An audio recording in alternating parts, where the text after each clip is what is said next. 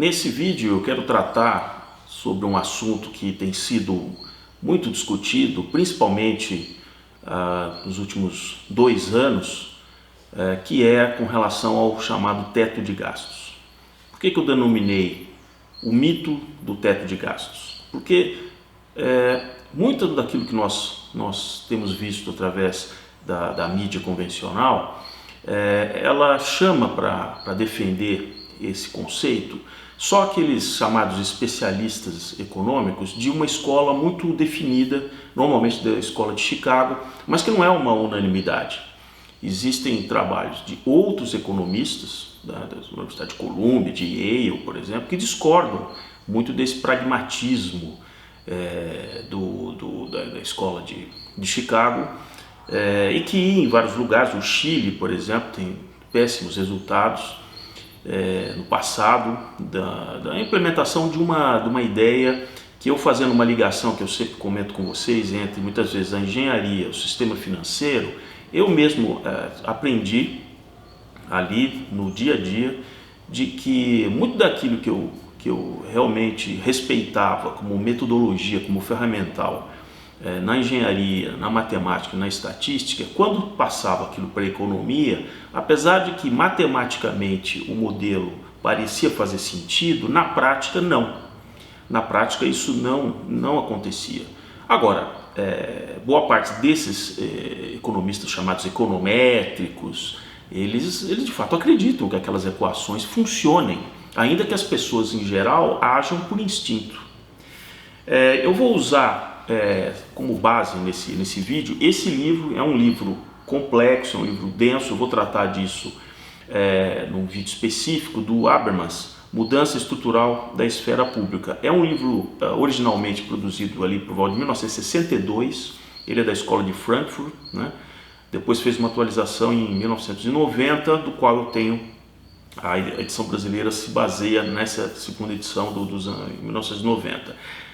Muito dessa discussão a respeito do teto de gastos e de como a Constituição de 1988 trata os gastos públicos, que é o que nós ouvimos comumente ser chamado de políticas públicas, como eu já expliquei num vídeo sobre a Constituição, as chamadas policies dentro de uma Constituição. Se nós voltarmos um pouquinho nessa análise da Constituição, em 1987, quando a nova Constituição brasileira ela passa a ser discutida, havia ainda todo um mito em relação a esse tipo de trabalho da escola de Frankfurt, que eles têm lá os seus argumentos e dizem: olha, cuidado, a esfera pública ela foi dominada por uma burguesia que não satisfeita apenas de controlar a atividade privada como investidor privado,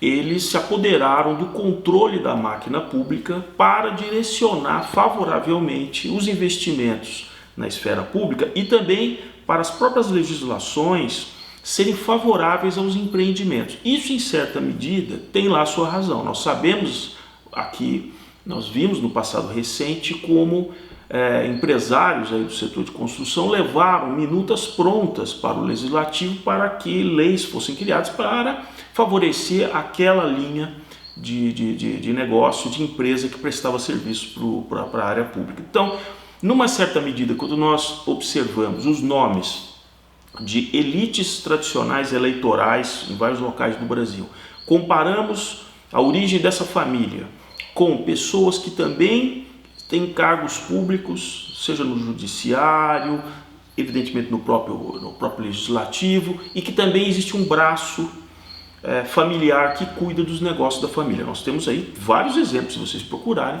de pessoas que têm um atuando como empresário, bilionário, um outro irmão, um primo, um filho, um neto atuando como político. Nós temos ainda um braço que fez carreira, por exemplo, como servidor público na área do judiciário, por exemplo.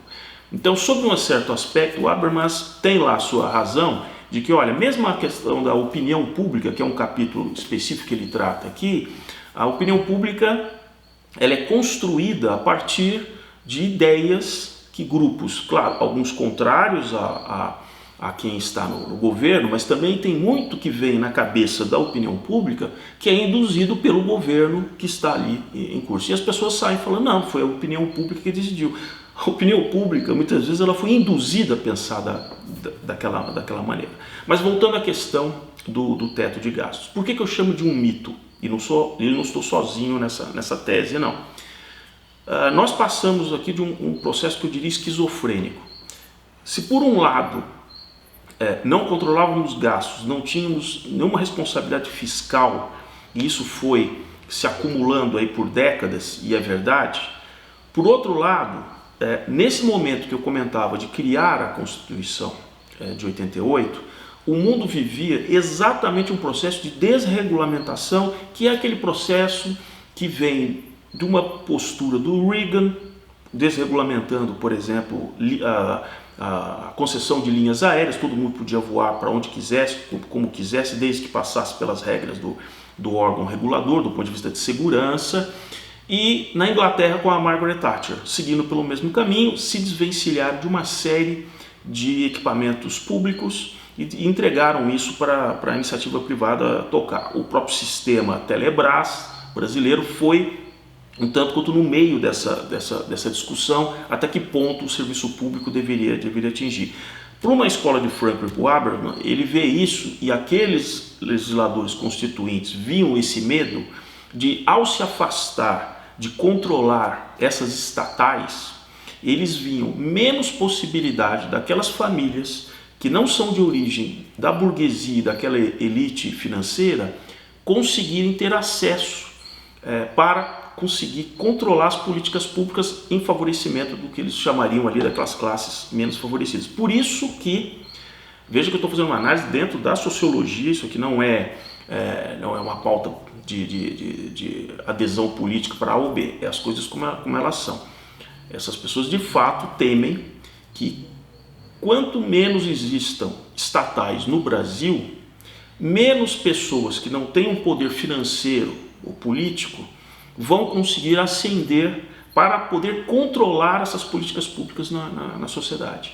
Então, se nós observarmos a resistência que há em acabar, por exemplo, com o sistema Eletrobras, por exemplo, né? Vão usar certamente o último incidente no Amapá para dizer, tá vendo? A culpada foi lá uma empresa privada, que é uma ponta, é a ponta do iceberg.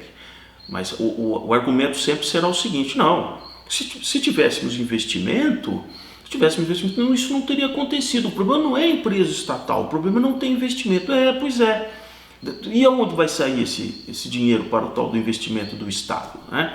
Quando nós vemos, e aí é que é o grande erro, na Constituição de 88 se carimbou o dinheiro exatamente porque um não confiava no outro. Então, vamos colocar na Constituição, vamos colocar nas policies, e carimbaram cerca de 93%, se chegarmos hoje, né, não era assim, era menos naquele momento, mas hoje chega ali a 93% do orçamento da União está carimbado.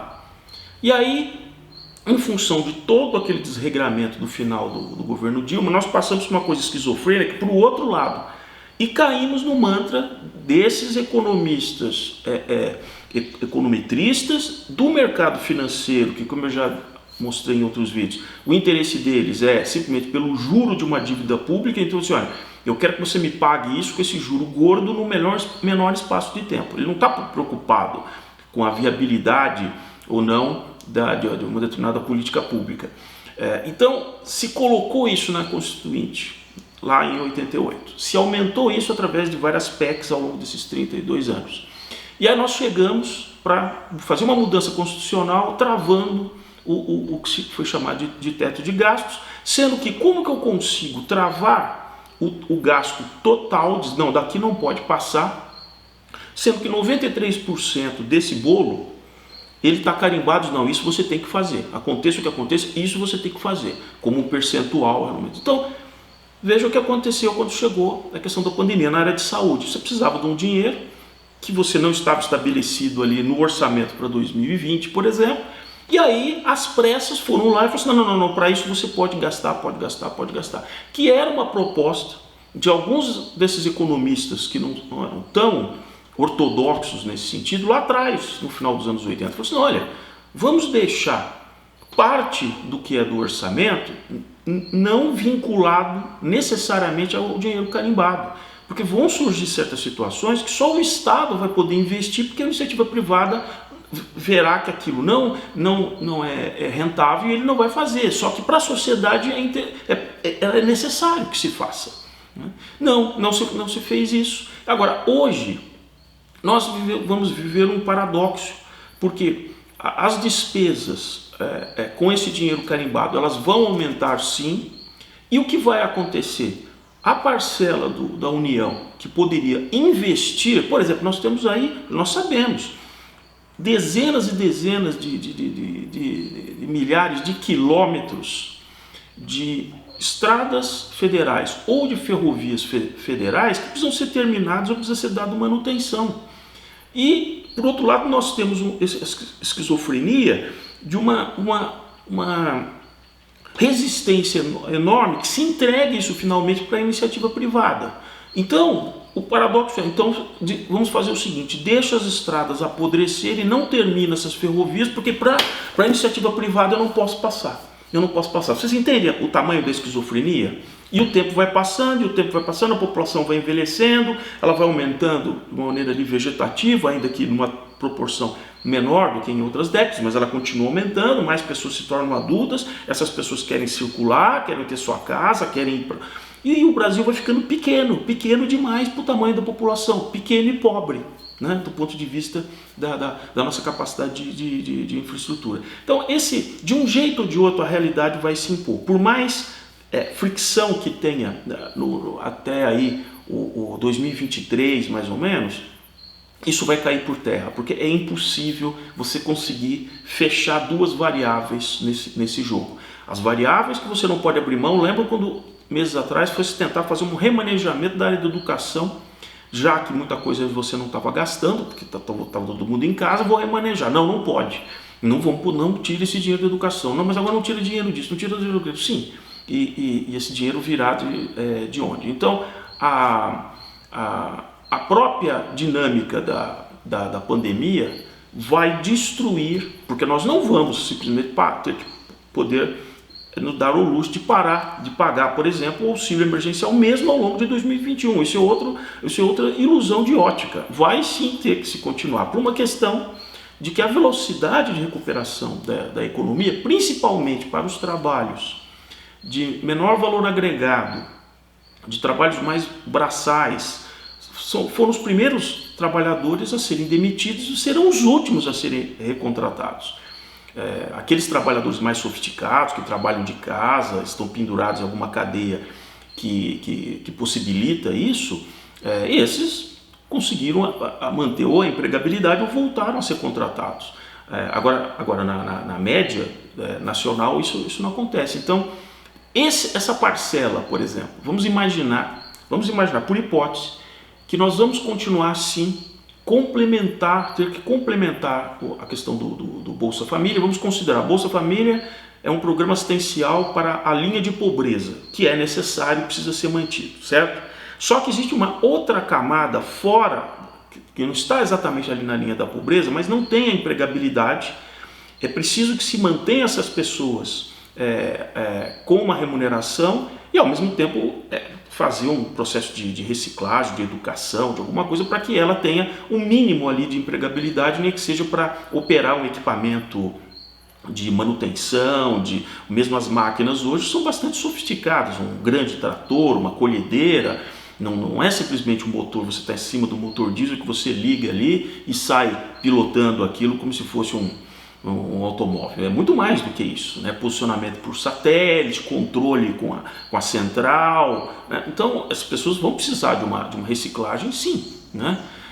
Então eu diria que dessa maneira que tem sido discutido o teto de gastos e essa relutância em admitir que nós temos sim que emitir dinheiro. No limite, o governo, veja o que eu vou dizer, isso para os economistas aí da Escola de Chicago vai ser um horror, vão me queimar vivo. Só que Também na mídia é muito pobre o discurso. Deveria se trazer também outras pessoas, além só de economistas, para discutir essa questão, né? Então, por que eu digo que vai ter que ser, em algum momento vai ter que se emitir dinheiro? Porque sobre o dinheiro emitido, você não tem obrigação de pagar juros. É claro que se você tiver um descontrole total e fizer isso indiscriminadamente, vai haver inflação como havia no passado. Todo mundo vai começar a ver que tem aquele volume de dinheiro sem lastro e vai haver um processo de desvalorização da moeda. Isso é verdade. Agora, veja o paradoxo. Se nós ficarmos nessa ortodoxia de não, eu não imprimo nada de dinheiro a não ser fazê-lo através do título público, que me gera uma obrigação de pagar aquele juro, cujo mercado quer hoje receber no máximo em 3,7 anos, é o grande problema. Não ficamos também com um fetiche de não superar 100% do PIB de endividamento, e as questões sociais continuam afundando. Então é muito bonitinho, né? Para o FMI, para o Banco Mundial, para o sistema financeiro, puxa, super bacana, eu fiquei abaixo de 100% do PIB. Só que você pegar, por exemplo, países desenvolvidos que chegam a ter quase 200% de endividamento. Aí você vai falar, não, Paulo, mas espera aí, é diferente. Não, é diferente, claro que é diferente, mas o conceito não é diferente. Eles aceitaram ficar no endividamento bem acima do PIB pelas questões de políticas públicas que eles têm. Vejam o Japão, por exemplo. Eles têm uma população muito mais velha percentualmente do que a nossa, estão ali com um grau de endividamento muito grande. Ninguém deixa ele comprar lá, seja título japonês, e investir no Japão, porque ele conseguiu empurrar isso para dezenas de anos para frente, os vencimentos da dívida dele, e o dinheiro que ele acabou emitindo, aquilo com o tempo vai ser corroído pelo próprio valor do dinheiro. Veja se o japonês está preocupado de ter 100 e poucos ienes para comprar um dólar, né? Então esse mito de dizer não imprima nada, isso vai cair por terra, né? Porque nós vamos chegar num paradoxo que é assim, ou nós vamos aceitar que o mercado financeiro imponha para o governo brasileiro o quanto ele quer de juros, que era uma coisa que acontecia no passado. Só que os governos anteriores eram muito mais fracos do que o atual, toda essa amarração. E o próprio Banco Central hoje tem uma capacidade muito maior de realmente encostar o mercado, como fez agora com esse juro a 2% ao ano, né? Existe uma relutância enorme de toda uma área da parte do mercado financeiro, que fica aí aparecendo como, né, salvador da Amazônia, essa coisa toda, mas nos bastidores fica fomentando para que o juro aumente, ou que se emitam mais títulos de uma taxa maior, como nós temos visto os pré-fixados. Então, para mim, não haverá alternativa. Esse será mais um desses mitos com relação ao sistema de endividamento público no Brasil. Vai se quebrar mais essa estátua que está ali com seus pés de barro, e ela vai desmoronar. E em breve eu vou fazer uma análise só sobre essa questão das políticas públicas e o temor da ala progressista de que isso saia do controle dessa categoria.